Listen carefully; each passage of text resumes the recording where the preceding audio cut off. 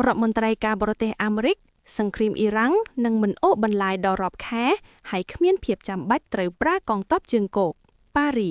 កាលពីថ្ងៃសុក្រទី27ខែមិនិនារដ្ឋមន្ត្រីការបរទេសអាមេរិកលោក Marco Rubio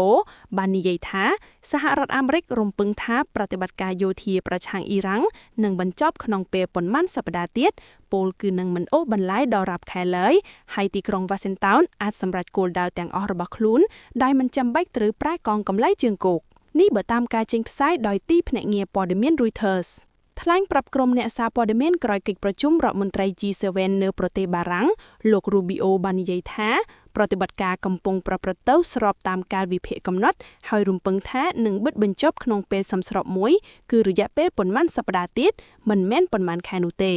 ស្របពេលដែលលោកអះអាងថាអាមេរិកអាចសម្រេចគោលដៅដោយមិនចាំបាច់ប្រើកងទ័ពជើងគោកលោក Rubio បានទទួលស្គាល់ថាការដាក់ពង្រាយទីហ៊ានបន្ថែមទៅកាន់មជ្ឈមបូព៌ាគឺដើម្បីថ្វាល់ជម្រើសនិងឱកាសជាអតិបរមាដល់ប្រធានាធិបតីលោក Donald Trump ដើម្បីសម្របទៅតាមការប្រែប្រួលនៃស្ថានភាពជាក់ស្ដែងក្នុងករណីពួកវាលេចឡើងគួរបញ្ជាក់ថាទីក្រុង Washington បានបញ្ជូនទាហានម៉ារីនពីរក្រុមធំៗបន្ថែមសរុបចំនួនរាប់ពាន់នាក់ទៅមជ្ឈមបូព៌ាដោយមួយក្រុមដំបូងត្រូវបានរំពឹងថានឹងទៅដល់ក្នុងពេលប៉ុន្មានថ្ងៃទៀតនៅលើនាវាចម្បាំងប្រភេទ Amphibious Assault ធំមួយគ្រឿង